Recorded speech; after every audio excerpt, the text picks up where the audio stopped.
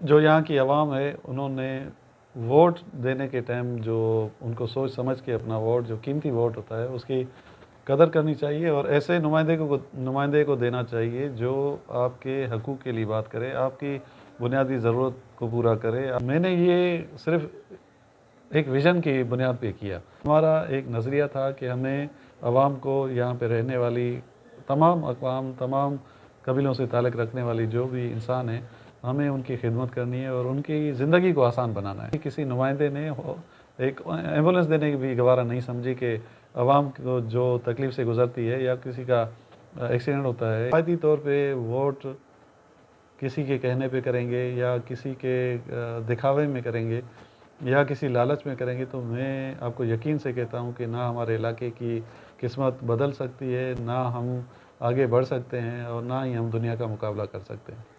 अस्सलाम वालेकुम नाज़रीन, मैं हूं हुसैन बख्श सोलंकी और आप देख रहे हैं मुझे सोशल मीडिया प्लेटफार्म से। मेरे साथ इस वक्त जो आज के मेहमान हैं वो हैं साबिक़ सूबाई वज़ीर, जामोट कौमी मूवमेंट के मरकज़ी चेयरमैन मीर अब्दुल माजिद जामोट साहब। जामोट कौम के लिए इनकी गिरां कदर खिदमात हैं और न सिर्फ जामोट अक़वाम बल्कि नसीराबाद, कच्छी और बलूचिस्तान के दीगर इलाकों में रहने वाली अक़वाम के लिए भी इनका किरदार जो है वो हमेशा जो है वो खैर सगाली तौर पे रहा है। इन्होंने न सिर्फ सियासत बल्कि इलाकाई कबायली रसूमात में भी जो है वो गिरां कदर खिदमात दी हैं। नसीराबाद की सियासत में अगर देखा जाए तो जामोट अक़वाम में मीर अब्दुल माजिद अबड़ो सर फ़हरिस्त नज़र आते हैं। इन्होंने जामोट कौमी मूवमेंट के प्लेटफार्म को हमेशा मजबूती से पकड़े रखा है और इसी प्लेटफार्म से इलेक्शन लड़ते आए हैं। आज हमारे साथ मीर अब्दुल माजिद साहब मौजूद हैं, उनसे गुफ्तगू करेंगे, उनसे सियासी हाल अहवाल जानेंगे और उनकी नज़रियात आप लोगों को बताने की कोशिश करेंगे। अस्सलाम वालेकुम सर। वालेकुम। सर, जामोट कौमी मूवमेंट के प्लेटफार्म से आप इलेक्शन लड़ते आए हैं। जामोट कौमी मूवमेंट का मंशूर क्या है? जामोट कौमी मूवमेंट का वजूद जब आया तो उसके मकासद क्या थे और इसकी तख्लीक किस तरह हुई? औज़ुबिल्लाहि मिनश्शैतानिर्रजीम, बिस्मिल्लाहिर्रहमानिर्रहीम। सबसे पहले तो मैं आपका शुक्रगुज़ार हूँ कि आपने एफ़र्ट्स की और मुझे ऑन बोर्ड लिया और मेरा इंटरव्यू किया और दुनिया तक मेरी आवाज़ अपने चैनल के थ्रू पहुँचाने में मेरी मदद की। जैसे कि आपने सवाल किया है कि जामोट अक़वाम, तो मैं आपको बताता चलूँ कि जामोट मीन्स के जो हम बलूचिस्तान में सिंधी सराइकी बोलने वाले हैं उसे हम जामोट कहते हैं। जिस तरह समाट होता है इसी तरह जामोट। और अल्हम्दुलिल्लाह हमारी बहुत बड़ी आबादी बलूचिस्तान में यहाँ मुकीम है, बल्कि मैं ये कहूँगा कि सदियों से आबाद है। हमारे जो नसीराबाद डिवीज़न है यहाँ पे तकरीबन 75% जो है वो जामोट अक़वाम आबाद हैं यहाँ पे और यहाँ के सन ऑफ सॉइल हैं। हमारा पार्टी बनाने का मकसद ही यही था कि यहाँ के जो मज़लूम और महकूम जो कबाइल हैं उनकी तरक्की, उनको इन जागीरदारों और इन ज़ालिमों से निजात दिलाना और यहाँ पे बसने वाली जो सदियों पुरानी कौमें हैं हमारी, उनको हौसला देना ताकि वो सारे एक प्लेटफार्म पे आएँ मुत्तहद होके और एक ताकत बन के अपने कौम की, अपने इलाके की तरक्की में अपना हिस्सा डाल सकें। तो उस हवाले से जब हमने देखा शुरू में कि दूसरी पार्टियों के साथ हम रहे, लेकिन हमारे साथ ख़ास तौर पे जामोटों के साथ या यहाँ पे बसने वाली और जो गरीब अक़वाम हैं उनके साथ हमेशा से एक सौतेली माँ वाला सलूक होता रहा। उनके हकूक़ कभी भी नहीं माने गए, उनके हकूक़ के लिए कभी भी किसी ने कोशिश नहीं की। अलबत्ता ये ज़रूर होता था कि जब वोट होते थे तो वोटों के लिए जब उनको उम्मीदवारों को ज़रूरत पड़ती थी वोटों की, तो उस टाइम वो लोगों पे, गरीब लोगों पे हाथ घुमा के, आसरे दिलासे दे के, उनको बड़े बड़े ख्वाब दिखा के वोट तो ले जाते थे। लेकिन वोट लेने के बाद जब वो सीट के मालिक बनते थे तो फिर उन गरीबों को कोई नहीं पूछता था। तो इस तरह हमारे बड़े दूसरी पार्टियों में भी रहे, लेकिन जब उन्हें ये समझ आई कि हम जिन पार्टियों में रह रहे हैं, जिनके लिए हम कोशिश करते हैं, जिनको हम ये मेहनत करके किसी मंजिल पे पहुंचाते हैं, सीट दिलाते हैं, लेकिन जब सीट उनको मिलती है तो फिर हमारे हकूक़ के लिए, हमारे लोगों के लिए, हमारे इलाके के लिए उनकी किसी भी किस्म की कोई कोशिश नहीं होती कि ये लोग आगे बढ़ें या तरक्की करें या इस मुल्क में जो है वो एक मयारी ज़िंदगी गुजार सकें। तो जब ये हालात देखे गए तो उसके बाद ये फ़ैसला हुआ कि एक ऐसा हम प्लेटफॉर्म बनाएं जिस पे अपनी कौम को यकजा किया जाए। तो इस सिलसिले में फिर एक पार्टी बनी जिसका नाम जामोद कौमी मूवमेंट रखा गया और उस प्लेटफॉर्म से फिर मेहनत होती रही। काफ़ी अदवार आए जिसमें मुख्तलिफ़ चेयरमैन होते होते आज ये मैं इसका चेयरमैन हूँ पार्टी का। तो अल्हम्दुलिल्लाह हमने कोशिश की है कि इस गरीब और मज़लूम तबके को उनके हकूक़ दिलाए जाएँ, उनके साथ जो जुल्म और ज़्यादतियाँ हो रही थी माजी में उनसे उनको निजात दिलाई जाए। और हमने सिर्फ़ ये नहीं कि फिर जामोदों की बात की, हमने उन तमाम अक़वाम की बात की जो इस जुल्म का शिकार थे, चाहे उसमें बिरावी हों, चाहे उसमें बलोची हों, चाहे उसमें सिंधी सराइकी बोलने वाले जामोद हों। हमने हर उस गरीब के लिए आवाज़ उठाई और ये प्लेटफॉर्म हर उस गरीब का है, हर उस मज़लूम का है, हर जगह हमने उसकी जो है दाद मजलूम रसी के तबके लिए कोशिश की। और अल्हम्दुलिल्लाह हमने ये अमल 2013 में जब इलेक्शन जीत के असम्बली के मेंबर में बना तो हमने ये साबित किया कि हम सिर्फ जामोदों के हकूक़ के लिए नहीं बल्कि यहाँ पे बसने वाले जो भी अक़वाम हैं उसमें जो गरीब तबके के साथ जो जुल्म ज़्यादतियाँ हो रही हैं हमने सब के लिए आवाज़ उठाई और उनके हकूक़ के लिए बात की और जो इख्तियार हमें दिया गया उसमें हमने सबका हिस्सा रखा। तो अल्हम्दुलिल्लाह ये प्लेटफॉर्म जामोद कौमी मूवमेंट के नाम से जो आज यहाँ तक इस मंजिल तक पहुँचा है, ये यहाँ की तमाम अक़वाम का एक नुमाइंदा जमायत बनी है और इंशाअल्लाह इसको आगे और तरक्की देंगे और लोगों को यहाँ इसमें शामिल करके हम इस पूरे इलाके की तरक्की में इंशाअल्लाह जामोद कौमी मूवमेंट का हिस्सा होगा और जामोद कौमी मूवमेंट इस तरक्की में इंशाअल्लाह लीड करेगी। और मुझे फ़ख्र है मेरे दोस्तों पे जो मेरी इस कोशिश के साथ शामिल हैं, मेरे शाना बशाना खड़े हैं और मेरी जो तमन्ना है कि यहाँ के गरीब और मज़लूम और महकूम इंसानों की दादरसी की जाए, उसकी इज़्ज़त नफ्स को बहाल किया जाए, उनके हकूक़ दिलवाए जाएँ उन्हें और जो इंसान की बुनियादी ज़रूरियात हैं उनको मद्देनज़र रखते हुए अल्हम्दुलिल्लाह हम आगे बढ़ रहे हैं। और हमारा यही मंशूर है कि हम इन मज़लूम आवाम की और इस इलाके की खिदमत कर सकें जिसके लिए आज हम सियासत कर रहे हैं। सर, इलेक्शन 2024 में इलेक्शन का ऐलान कर दिया है, इलेक्शन कमीशन ने 8 फरवरी को इलेक्शन हो रहे हैं, तो क्या जामोद कौमी मूवमेंट मुल्क भर से अपने उम्मीदवार खड़े करेगी या सिर्फ बलूचिस्तान में ही खड़े कर पाएगी? नहीं, फ़िलहाल हमारा जो सियासी हवाले से जो हमने कदम उठाया है वो सिर्फ़ नसीराबाद डिवीज़न के हवाले से है, क्योंकि हम ये चाह रहे हैं कि पहले हम अपने इलाके को यहाँ पे मजबूत करें, यहाँ के लोगों को एक शऊर दें।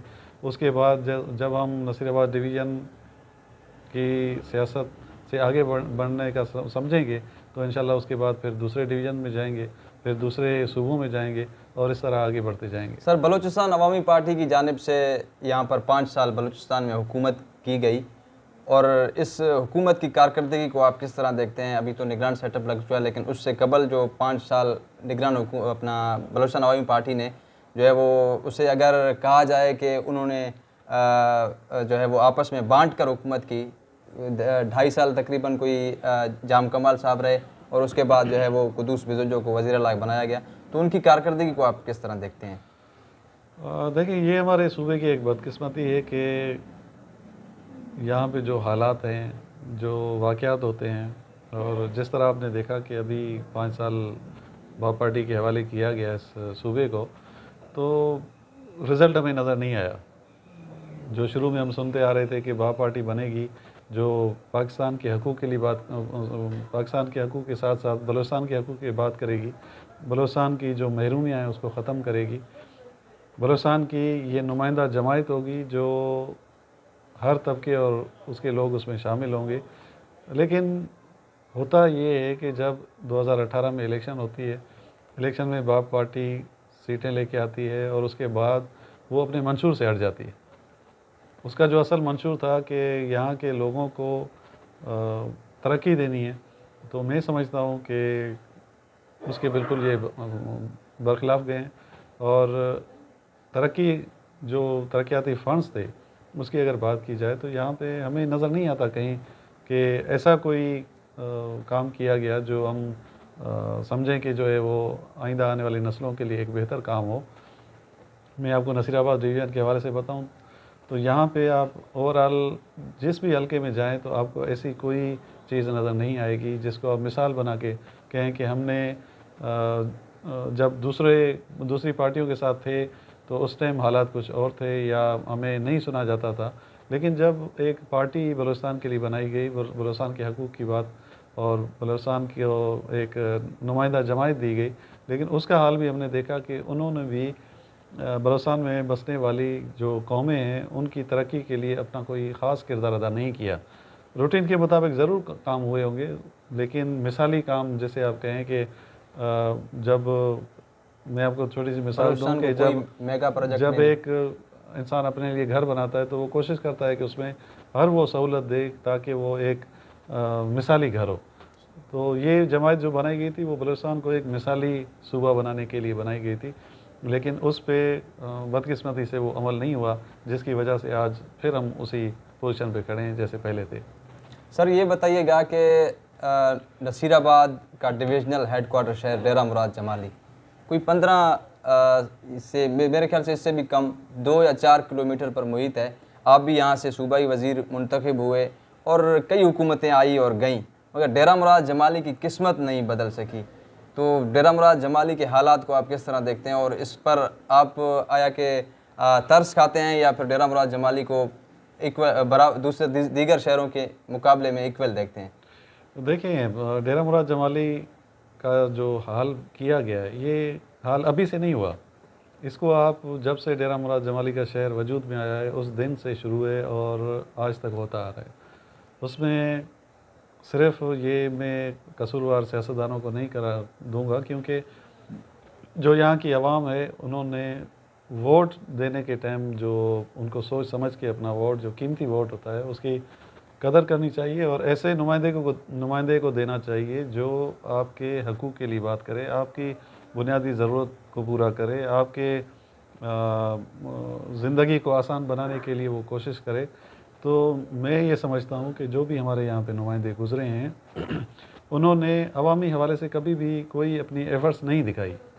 ठीक है, मैं आपको मिसाल दूंगा इसकी कि यहाँ पे जब से डेरा मुराद जमाली शहर वजूद में आया है उस शुरू के पीरियड में एक छोटी सी वाटर सप्लाई की स्कीम बनी थी। वो उस टाइम एक छोटी आबादी थी जब ये स्कीम बनाई गई थी, लेकिन उसको टाइम गुज़रते गुज़रते कई दहाइयाँ गुज़र गई, लेकिन उस पर किसी नुमाइंदे ने काम नहीं किया। जब 2013 के हम इलेक्शन में जा रहे थे तो मैं लोगों को देख के मुझे अफसोस होता था कि जब एक आदमी सारा दिन जो है अपनी वो मेहनत मजदूरी करके शाम को जब घर लौटता है तो घर पहुंचते ही उसे घर वाले कहते हैं कि घर में पानी नहीं है। तो वो घर में पानी ना होने की वजह से वहाँ पे झरीकीन उठा के अपनी साइकिलों पे, मोटरसाइकिल पे, या औरतें जो हैं वो अपने सर पे मटके उठा के वो पटफिल्टर से पानी भर के आती थी। मुझे बड़ा अफसोस होता था कि ये हम पटफिल्टर के किनारे एक शहर आबाद है और पीने का पानी जो है उनके घर में साफ़ नलके की सूरत में नहीं पहुंच रहा। तो मुझे यकीन करें बहुत दिल दुखता था, लेकिन हमारे पास उस टाइम वसाइल नहीं थे, हुकूमत की मशीनरी हमारे पास नहीं थी, तो हम अफसोस के अलावा और कुछ नहीं कर सकते थे कि माजी में जो नुमाइंदे यहाँ पे आए उन्होंने इस इलाके को, इस आवाम को बुनियादी ज़रूरियात भी फराहम नहीं की। लेकिन जब 2013 की इलेक्शन में जामोद कौमी मूवमेंट ने सीट जीती, मैं MPA बना, असेंबली में गया, तो मेरे जहन में ये पहले ये खाका बना हुआ था। तो मैंने सबसे पहले वाटर सप्लाई स्कीम को ज़ीरो से उठा के, जिसमें आपके स्टोरेज टैंक हैं, उसको हमने बड़ा किया।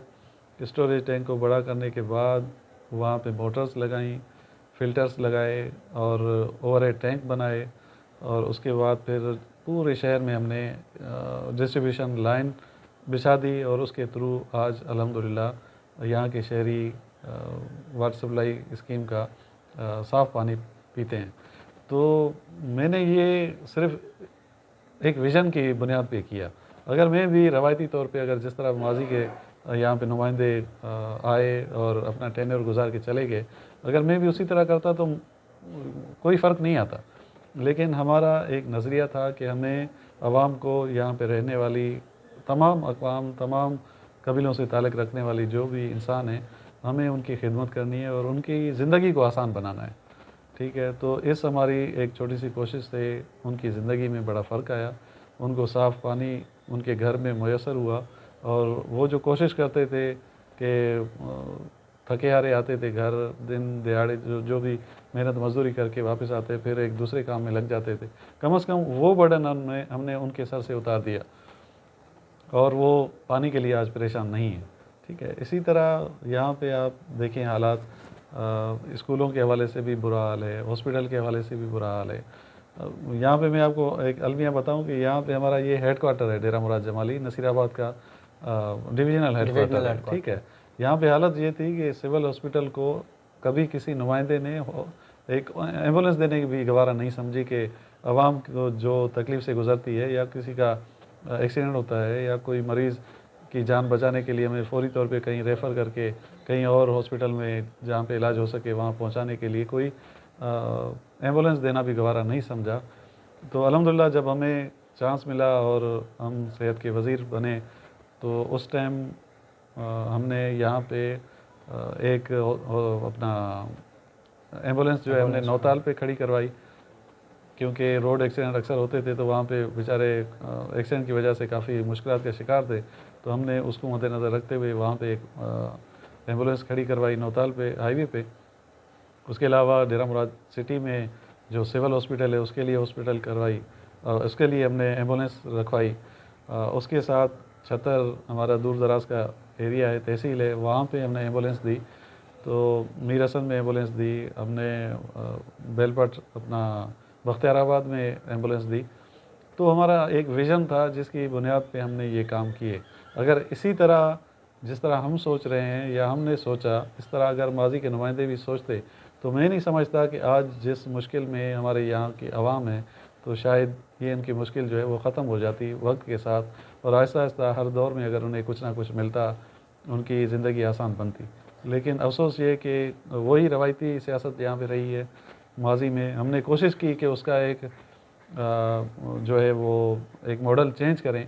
हमने यहाँ पे इंतकामी सियासत से भी दुरेग किया और यहाँ की जो भी अक़वाम थी उसको उनकी ज़िंदगी को मुश्किल बनाने के बजाय हमने कोशिश ये की कि हर कोई अपनी अपनी ज़िंदगी अपने आराम और सुकून के साथ गुजारे, किसी को कोई तकलीफ़ ना हो। और लेकिन अफसोस ये है कि फिर 2018 की इलेक्शन होती है हमारी हुकूमत ख़त्म होने के बाद, लेकिन फिर जब नुमाइंदे यहाँ पे आते हैं तो फिर उनका वही माजी वाला सिलसिला और उसी तरह की सियासत। तो हम जिस ट्रैक पे ले जाना चाहते थे सियासत को या नुमाइंदों को, लेकिन अफसोस कि फिर वो उस हमारे ट्रैक पे नहीं आए और उसी पुराने अपने रवायती तरीक़ों पे आके फिर हमारे शहर का वही हाल हो गया। सर, बलूचिस्तान की सियासत किस तरफ जा रही है? कभी कोई पीपल्स पार्टी में चला जाता है, कभी कोई बलूचिस्तान अवामी पार्टी को, एक बार बलूचिस्तान अवामी पार्टी को ख़त्म कर दिया जाता है, फिर बलूचिस्तान अवामी पार्टी बन जाती है, फिर वही लोग नून लीग में चले जाते हैं। आप बलूचिस्तान की सियासत को किस तरफ जाता हुआ देख रहे हैं? देखिए, अगर मेरी दिल की बात सुनना चाहें तो मैं आपको ये कहूँगा कि हमारी जो बलूचिस्तान की सियासत है वो शख्सी सियासत है। आपका जो वोट है वो आपकी शख्सियत को वोट मिलता है, पार्टी का वोट नहीं है। मैं नहीं समझता कि यहाँ पे हमारा जो ख़ास तौर पे हमारा जो ये कबायली इलाका जात सारावान का जो एरिया है या मतलब पश्तून बेल्ट की एक अलग सिचुएशन जी है हाँ। और इस एरिया की एक अलग सिचुएशन है। ठीक है, यहाँ पे हर किसी का अपना एक शख्सी वोट है, उस शख्सी वोट पे लोग उसे जो है वोट करते हैं और असेंबली में भेजते हैं। लेकिन एक मुझे समझ, ये मेरी समझ से बालातर है कि लोग फेडरल पार्टी की तरफ भागते हैं। ठीक है, फेडरल पार्टी के पीछे लगते हैं और टिकट की दौड़ में लग पड़ते हैं और कभी एक पार्टी, फिर अगले साल दूसरी पार्टी, फिर अगले टेन्योर में फिर किसी और पार्टी। तो मैं समझता हूँ कि ये नहीं होना चाहिए, इस तरह की सियासत नहीं होनी चाहिए। अगर आपको शख्सी वोट है, जब आप इलेक्शन लड़ के एक सीट निकाल के आप जीत के जाएं, उसके बाद आप कोई भी पार्टी ज्वाइन करें, तो मैं समझूंगा कि वो बलूचिस्तान के लोगों की इज़्ज़त होगी। और अगर वो टिकट के पीछे भागेंगे किसी फेडरल पार्टी की, तो मैं समझता हूँ कि जिस तरह माजी में पहले हमारे साथ बलूचिस्तान के साथ जो नाइंसाफ़ियाँ होती रही हैं, फिर उसी तरह हमारे साथ यही ज़्यादतियाँ होती रहेंगी और हम फिर हकूक़ की बात करते रहेंगे और हकूक़ हमें मिलेंगे नहीं। तो ये सिलसिला जो है वो हमेशा के लिए चलता रहेगा। अगर हम समझ जाएं कि ये हमारा जो वोट है वो हमारा वोट है, हम अपनी शख्सियत के मुताबिक, हम अपने किरदार के मुताबिक, अपने अमल के मुताबिक लोगों को अपनी तरफ मुतवज्जा करते हैं और अपने तरफ माइल करते हैं, उसके बाद जो है लोग फिर हमें वोट करते हैं और असेंबली में अपना नुमाइंदा बना के भेजते हैं। तो मैं ये समझता हूँ कि हमें आज़ाद हैसियत में इलेक्शन लड़ना चाहिए, या अपनी पार्टी होनी चाहिए, एक इलाकाई पार्टी होनी चाहिए जिसकी बुनियाद पे हम इलेक्शन लड़ के फिर हम फेडरल के साथ बात करें कि भाई हमारे ये हकूक़ हैं, ये हमें ज़रूरियात हैं हमारे सूबे की, ये हमारे साथ नाइंसाफ़ियाँ माजी में होती रही हैं, तो आएँ हमारे साथ बैठें, हमारे साथ नेगोशिएट करें। अगर वो हमारे सूबे के और आवाम के हक़ में बेहतर होगा तो फिर हम उनके साथ शामिल हो जाएँ। तो इसमें मैं समझता हूँ कि हमारे नुमाइंदों की भी इज़्ज़त है और हमारे इस सूबे की आवाम की भी इज़्ज़त होगी। सर ये जो इन्हें जो मुख्तलिफ पार्टी की टिकटों के लिए दौड़ में लगे हुए हैं एक दूसरे के पीछे, तो आप इन्हें जामोद कौमी मूवमेंट में शामिल होने की दावत देंगे? देखिए, हमारी एक पार्टी है, एक इलाकाई पार्टी है, सही है, एक सूबाई सतह पे हम अपने नुमाइंदे खड़े कर रहे हैं, लेकिन हमारी पार्टी फेडरल पार्टी है। इसमें कोई शक नहीं है कि हम इलेक्शन कमीशन ऑफ पाकिस्तान में रजिस्टर्ड पार्टी हैं और हम जहाँ चाहें पूरे मुल्क में अपने बंदे खड़े कर सकते हैं। लेकिन फ़िलहाल हमने उसको लिमिटाइज़ किया है और हम नसीराबाद डिवीज़न के हवाले से यहाँ पे इलेक्शन लड़ रहे हैं और अपने लोगों को मुतहद कर रहे हैं।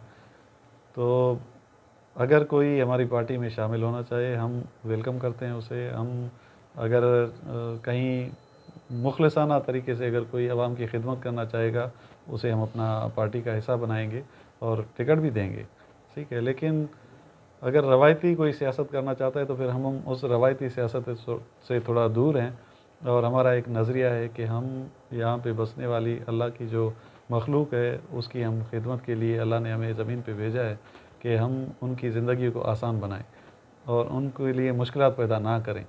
अगर ये नज़रिया उठा के आएगा कोई भी हमारी पार्टी में, तो इंशाल्लाह हम उसे गले से लगाएंगे और हम अपने कारवान में शामिल करेंगे। सर अगर जामोद कौमी मूवमेंट के प्लेटफार्म से आप सूबाई नशिस्त पर कामयाब होकर नसीराबाद से MPA बन जाते हैं, तो आप क्या नसीराबाद के लिए क्या करेंगे? नसीराबाद की आवाम आपसे क्या उम्मीदें वाबस्ता करें? लेकिन मेरी ये हमेशा ये कोशिश रही है कि जो हमारे बलूचिस्तान के हालात हैं, जिस तरह की ज़िंदगी हमारे लोग यहाँ पे बसर कर रहे हैं, जिस मुश्किल में वो अपनी ज़िंदगी गुजार रहे हैं, तो मेरी ये सबसे पहले ये मेरी कोशिश है कि मैं उनको उनकी बुनियादी ज़रूरियात को पूरा करूँ। उनकी जो बुनियादी ज़रूरियात हैं, चाहे उसमें पानी हो, चाहे उसमें सेहत हो, चाहे उसमें एजुकेशन हो, चाहे उसमें कम्युनिकेशन रोड्स हों, इस हवाले से मेरी ये कोशिश है कि कम से कम हम बेस बनाएं, एक बेस बना के हम आगे बढ़ें, फिर आहिस्ता आहिस्ता आगे हम अपने लोगों को तरक्की दें, ताकि ये जो हम खंडरात के दौर में रह रहे हैं, ऐसे मैं ये खंडरात इसलिए कह रहा हूँ कि हमारे शहर ऐसा लगता है कि जैसे खंडरात में शुमार है। ठीक है, आप हमारे इलाकों से निकल के आप पंजाब के इलाके में चले जाएं या KPK के इलाके में चले जाएं, तो वहाँ पे आपको वो बुनियादी ज़रूरियात जो इंसान को होनी चाहिए वो अक्सर इलाकों में पूरी हैं, अवेलेबल है। ठीक है, अवेलेबल हैं, लोग उससे मुस्तफ़ीद होते हैं। लेकिन बदकिस्मती हमारी ये है कि यहाँ बलूचिस्तान में हम अभी तक उस मंजिल तक नहीं पत्थर के दौर पहुँचे, की ज़िंदगी उस गुजार। मंजिल तक नहीं पहुँचे। तो हमारी यही कोशिश है कि हम कम से कम जो हमें टाइम मिले, फर्स्ट तो हम पहले बुनियादी उनकी ज़रूरियात पूरी करें, उसके बाद अगर आगे टाइम मिलता है इंशाल्लाह तो फिर हम आगे उस हवाले से काम करेंगे, क्योंकि जब बेस ही नहीं बनी होगी तो आगे कैसे बढ़ सकता है बंदा।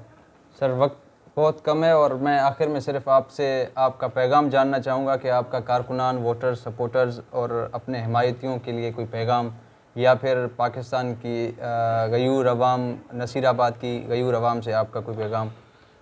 मेरा पैगाम यही है कि जैसे मैं जामोद कौमी मूवमेंट के प्लेटफार्म से इलेक्शन लड़ रहा हूँ और मेरी ये पार्टी है जिसका मैं चेयरमैन भी हूँ, तो मेरा ये फ़र्ज़ बनता है कि मैं अपनी आवाम को ऐसा मैसेज दूँ जो इस इलाके की भलाई और इस इलाके की तरक्की में हो। और जैसे अभी इलेक्शन आने वाले हैं, तो मैं अपनी तमाम यहाँ पे बसने वाली अक़वाम से ये गुज़ारिश करूँगा कि वो नुमाइंदे का किरदार देखें, नुमाइंदे का अमल देखें कि उसका अमल क्या है, उसका किरदार क्या है, उसकी सोच क्या है। अगर हम रवायती तौर पे वोट किसी के कहने पे करेंगे या किसी के दिखावे में करेंगे या किसी लालच में करेंगे, तो मैं आपको यकीन से कहता हूँ कि ना हमारे इलाके की किस्मत बदल सकती है, ना हम आगे बढ़ सकते हैं और ना ही हम दुनिया का मुकाबला कर सकते हैं। हमें अपने वोट को पहचानना चाहिए। हमारा हर एक वोट बड़ा अहमियत का हामिल है, उसकी बड़ी कीमत है। हम उसे चंद रुपयों की खातिर किसी के ऊपर निछावर ना करें, उसकी कदर करें और इस इलाके की तरक्की में अपना किरदार अदा करें। मैं अक्सर लोगों को कहता हूँ कि भाई, आपका वोट जो है वो कौम की अमानत है। आप अगर उस वोट को किसी ऐसे शख्स के हवाले करेंगे जो अल्लाह की यहाँ पे रहने वाली जो मखलूक है उसकी तकलीफ़ का बायस बने या उसकी ज़िंदगी को आज़ाब बनाने के लिए इस्तेमाल हो, तो उसमें आपका भी किरदार होगा। आपके वोट के ज़रिए जिसको ताकत मिलेगी, अगर वो कोई गुनाह करता है तो उसमें आप भी उस गुनाह में बराबर के शरीक होंगे। अगर आप ऐसे नुमाइंदे को वोट करते हैं जो इस इलाके की तरक्की और यहाँ पे बसने वाले जो इंसान हैं उनकी ज़िंदगी अगर आसान बनाने में उसका किरदार रहेगा, तो उस किरदार में भी आपका हिस्सा है और अल्लाह आपको उसका अजर देगा। और अल्लाह ने ये कहा हुआ है कि मैं हकूक़ुल्लाह तो इंसान को बख्श सकता हूँ क्योंकि वो मेरी अपने हकूक़ हैं, लेकिन हकूक़ुल इबाद जो हैं वो लोगों के हकूक़ हैं, वो जब तक लोग उसे ख़ुद ना बख्शें, मैं अल्लाह भी उसे बख्श नहीं सकता। तो इंसानों के बहुत बड़े हकूक़ हैं। हम उन हकूक़ को देखते हुए इस वोट की जो अहमियत है उसको देखें और ऐसे नुमाइंदे को अपने ऊपर, इस इलाके के ऊपर नुमाइंदा बनाएं ताकि वो यहाँ पे बसने वाली तमाम अक़वाम को साथ लेकर चले, उनकी ज़िंदगी को आसान बनाने में उसका किरदार हो, उसका अमल हो, ताकि यहाँ पे जो हम पूरी दुनिया से पीछे रह गए हैं, कम से कम उस नुमाइंदे को वोट दे के हम अपने इलाके की तरक्की और खुशहाली में किरदार देखें ताकि हमारी आने वाली जो नस्ल है उसकी ज़िंदगी आसान हो सके। मेहरबानी। बहुत शुक्रिया। नाज़रीन, हमारे साथ मौजूद थे साबिक़ सूबाई वज़ीर मीर अब्दुल माजिद अबड़ो साहब। उन्होंने अपने ख़यालात का इज़हार किया और अपने नज़रियात, अपना मंशूर आपके और हमारे सामने पेश किया। उनके ख़यालात यकीनन आपको पसंद आए होंगे। तो उन्होंने आखिर में पैगाम देते हुए कहा है कि अल्लाह ने कभी उसी कौम की जो है वो तकदीर नहीं बदलनी है जब उसने ख़ुद कोशिश नहीं करनी है। तो मीर साहब का यही कहना है कि कोशिश करें और तब्दीली लाएँ।